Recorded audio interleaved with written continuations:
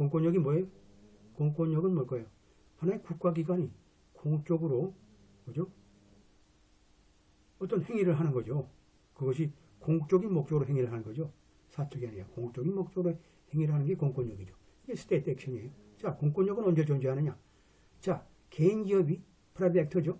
개인 기업 자체가 자, 주정부에서 위임한 공적인 기능에 관여되어 있을 때, 자, 개인 기업이 주정부에서 위임한 공적인 기능을 수행했을 땐 당연하게 공권력이 존재하는 거죠. 공권력이라는 게.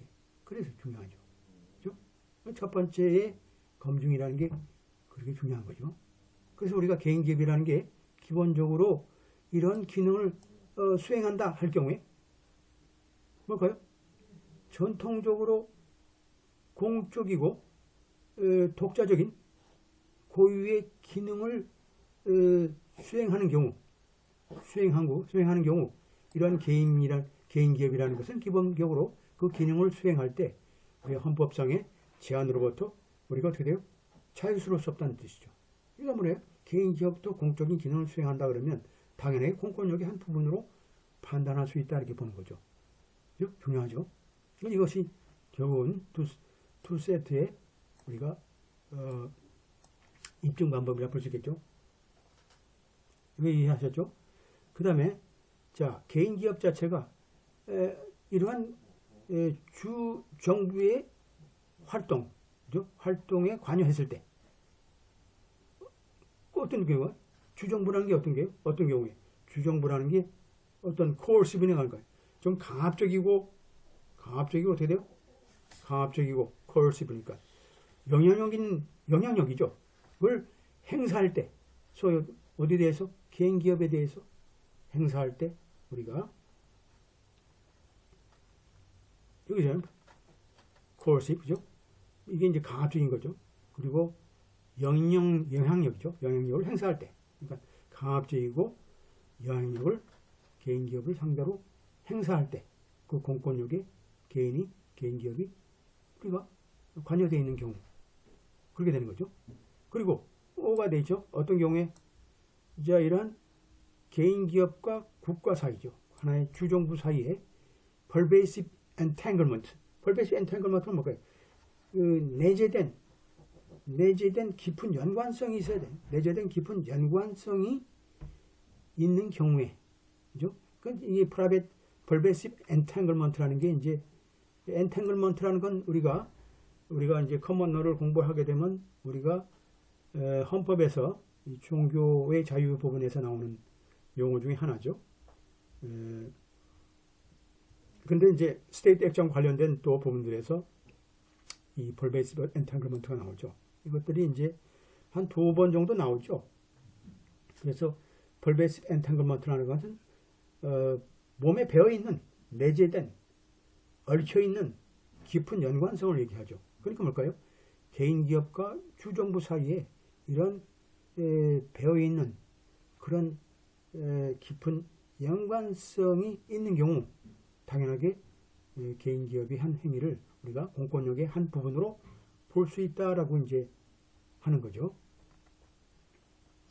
자, 이러한 검증 보게 되면 자, 이런 검증법에 의해서는 뭐가 주정부랑 당연하게 규범적으로 일반적으로 책임이 있다는 얘기죠. 이러한 개인적인 결정에 대해서 어떤 경우에만 그것이 아까 얘기했던 대로 자, 어떻게 돼요?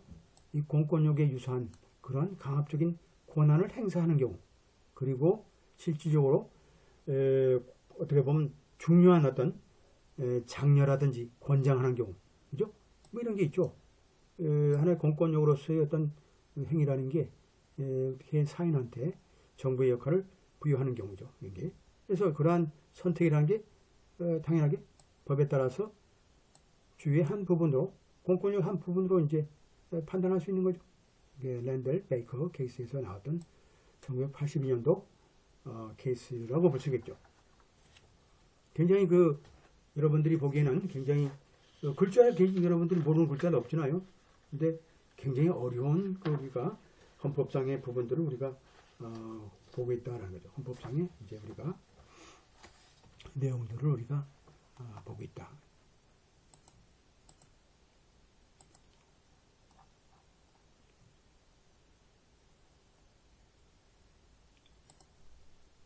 자, 그렇다면 자, 두 가지 검증 방법에 있어도 보게 되면 자, 이 공권력을 확인하기 위해서는 또 다른 요건이 필요하다는 뜻이죠. 요건이 필요하다. 뭐가 있어요? 자, 국가와 주정부죠. 주정부와 그 행위 사이. 소위 행위라는 것은 어떤 것일까요? 소위 개인 기업의 어떤 행위라는 게 한마디로 주정부의 행위로서 공정하게 취급될 수 있는 그러한 행위 사이에, 그런 주정부와 개인 그런 행위 사이에 아주 근접한 뭐예요? 넥서스가 있어요. 넥서스라는 뭘까요, 여러분들? 넥서스라는 것 한마디로 결합이죠. 결합이다. 그죠? 결합이 탁 체결된 거죠. 이렇게 안쪽으로 딱 깍지낀다 그러죠. 그런 넥서스가 있어야 된다는 뜻이죠. 자, 여기까지 그렇다 그러면 여러분들, 자, 여기까지 이제 룰들이 쭉 나와 있어요. 룰들이 나와 있는데 여러분들이 보고 여기서 우리가 룰들을 중요한 키워드를 뽑는다 그러면 뭘 할까요? 스테이트 섹션이란 뭘까요? 스테이트 섹션은 어떻게 검증봐요? 첫 번째 스테이트 섹션은 어떻게 돼요? 주정부에서 위임한 공적 기능을 우리가 수행하는 경우, 두 번째 주정부와 개인 기업 사이에 우리가 어떤 내재된 얽혀있는 깊은 연관성이 또 있어야 될 거고, 또 세 번째 주정부와 개인 기업 사이에 뭘까요? 근접한 어떤 체결. 이게 좀 넥서스라는 거죠. 보통 넥서스라는 건 이제 여러분들 민사소송법 보게 되면 끝부분에 가게 되면 여러분 이제 넥서스의 대부분에서 이제 배웁니다만, 이 넥서스라는 기본적으로 아주 근접한 연관성이죠. 이것도 연관성에 속하죠. 아까 했던 펄베이스 엔탱글먼트하고 넥서스하고는 조금은 좀 다르죠. 뉘앙스가. 하여튼간에 넥서스도 여기서 크로즈 넥서스도 결국은 룰 중에 하나다 보면 되겠어요. 그 다음에 공적 기능이 뭐냐? 공적 기능이 뭐냐? 퍼블릭 펑션이 뭐냐? 자, 여기서 자, 공적 기능이라는 건 여기서 청구인 자체가 뭐라고 주장하고 있어요? 자, 내가 해고된 그죠? 회사죠. 메가라는 회사가 자, 공적 기능을 하고 있다.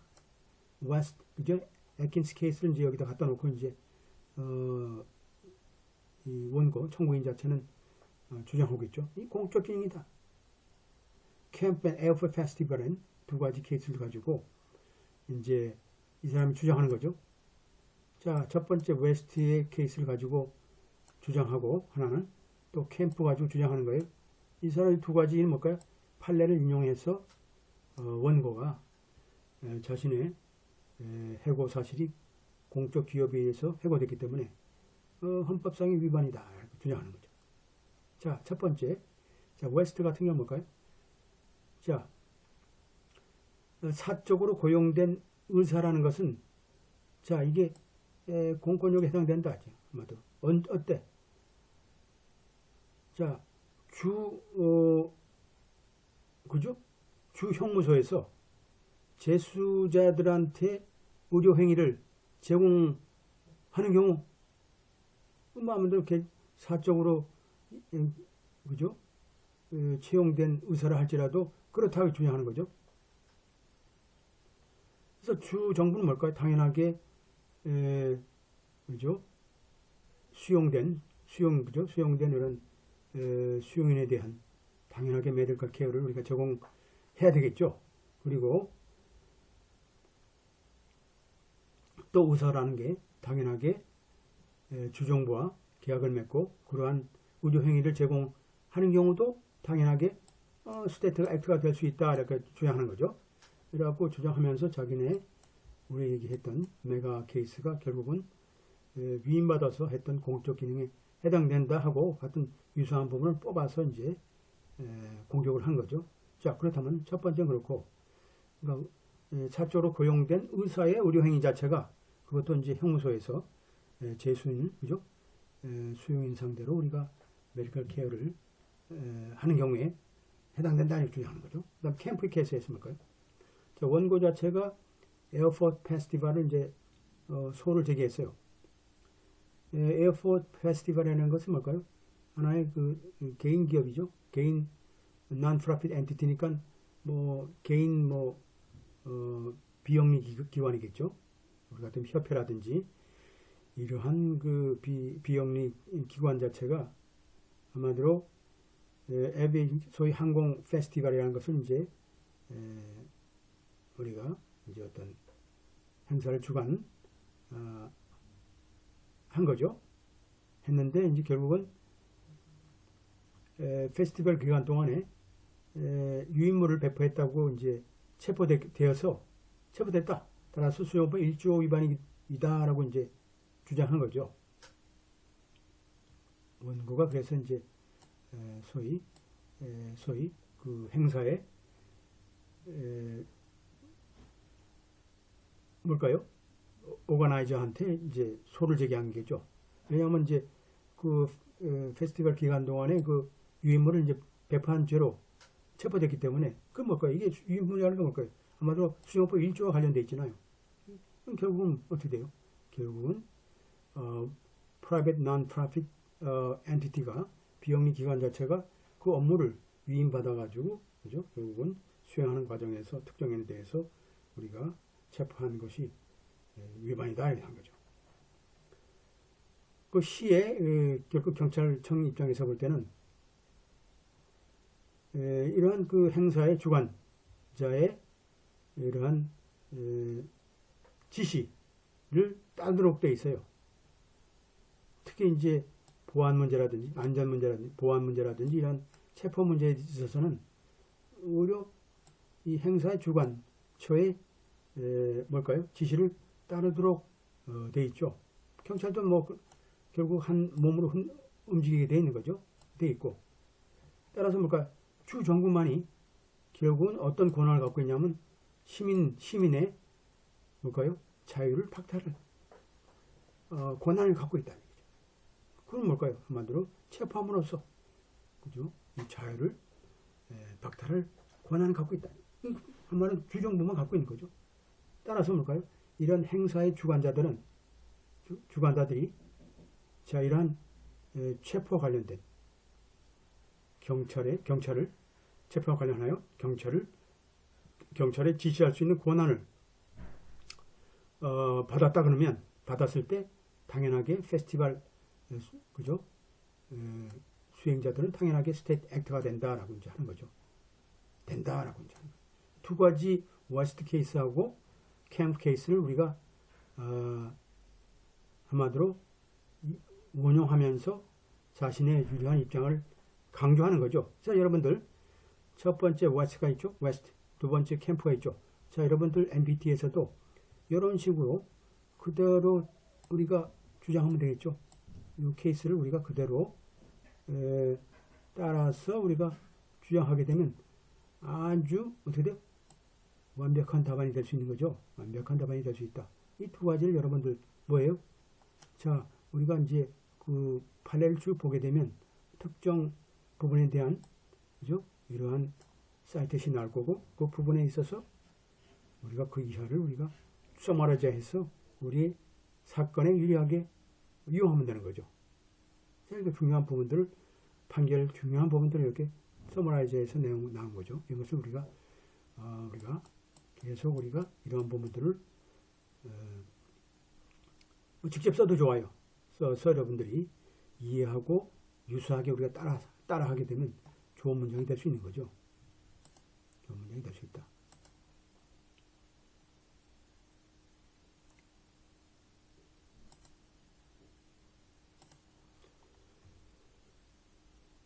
자, 여기서 이제 공적 기능에 해당되는 우리가 행위의 예를 우리가 살펴보게 되면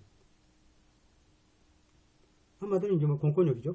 어떤 경우가 있냐 하면 자 이게 지방의 어떤 선거죠. 선거 운영에 관한 문제, 그리고 우체국 운영에 관한 문제, 그 다음에 소방이죠. 소방에 대한 어떤 공적 안전 문제, 그 다음에 동물 통제에 관한 문제, 뭐 이런 것들이 결국은 뭘까요? 어떻게 보면 공적 기능에 해당되고, 또 어떻게 보면 이게 바로 이제 공권력에 해당되는 거죠. 이 부분들이 해당된다. 한 예의죠. 예를 들게 되면, 하지만 이런 법원의 입장에서 뭘까요? 자, 이걸 이 해석 자체를 좀 협의로 해석했다는 얘기죠. 이 공적 기능 자체를 한마디로 소위 공권력에 대한 어떤 행위 자체의 공적 기능을 우리가 협의로 해석하고 있다. 따라서 그 행위 자체는 어떻게 돼요? 자, 이게 주정부의 권한에, 유일한 주정부 권한에 속한 경우에만 이제 우리가 공적 기능을 보는 거죠. 공적 기능은 주정부 권한에, 유일한 주정부 권한에 있는 부분에 해당되는 거예요. 따라서 법원 입장에서 뭘까요? 어떤 주장들은 우리가 거부를 했냐면, 예를 들어서 병원을 운영한다든지, 또 사적으로 소유한 이러한 퍼블릭 유틸리티, 퍼블릭 유틸리티는 뭐 예를 들어 전기 회사라든지 수도 회사라든지, 그죠? 이런 기관이 있죠. 이런 퍼블릭 유틸리티와 관련된 회사의 운영도 뭐 이게 공적 기능에 속할 수 있지만, 이것은 우리가 좁게 해석하게 되면 이건 공권력이 아니다. 또 여기 학교,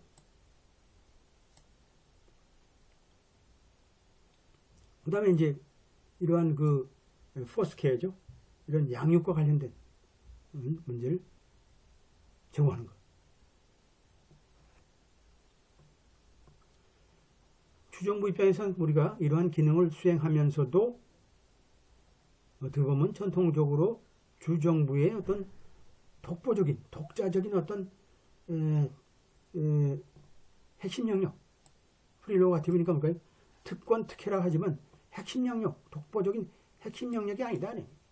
아니다. 그죠? 수년 동안 개인 기업이라는 게, 개인 기관들이라는 것은 뭐 이런 기능들을 사실은 수행했고, 그죠? 시작해서 수행했다는 뜻이죠. 뭐 개인 기업들이 이미 이런 것들을 다 시작해서 수행했다. 그래 놓고 우리가 이제 여기서가 누구예요? 여기가 여러분들, 이게 바로 레이크 우리 케이스죠. 레이크가 관련된 우리 케이스예요. 우리 청구인 자체가. 자, 프랭클린 주는 뭘까요? 1985년도 주에서 운영하는 이러한 복권회사를 설립했어요. 복권회사 설립했는데 2005년도에 이런 복권 운영에 대한 최종적인 어떤 비용 때문에 프랭클린 주에서는 뭘까요? 독자적으로 운영하는 것보다는 메가와 계약을 맺어서, 그죠? 이 복권을 운영하고 그러한 수익을 주정부로 돌려주는, 그죠? 일부 수익은 제하고 운영비 제하고 이제 돌려줘야 돼. 주정부로 돌려주는 그러한 계약을 체결하는 거죠. 계약을 체결했다. 그래서 이러한 복권을 운영한 것 자체는 한마디로 주정부의 전통적인 기능이 아니라는 얘기죠. 아니고 이러한 사적인 기관들은, 그죠? 예를 들어서 여러 가지 유사한 그 행위를 운영하고 있는데, 그게 뭘까요? 뭐 경마라든지 카시노라든지 스윕스테이크라든지 이런 유사한 그죠? 이러한 활동들에 대한 유사한 행위들을 운영하고 있다는 얘기죠. 따라서 메가 자체는 뭘까요? 따지고 보면 뭐 계약해서 우리가 그러한 사업을 하고 있을 뿐이지 공적 기능을 담당하는 부분이 아니다. 아니다.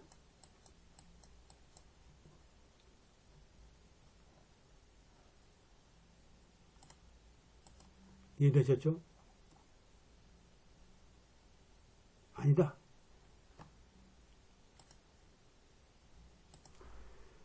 자, 그렇다면 주정부의 어떤 코어션이가 강압이죠. 강압이라든지 영향이라든지 혹은 내재적인 어떤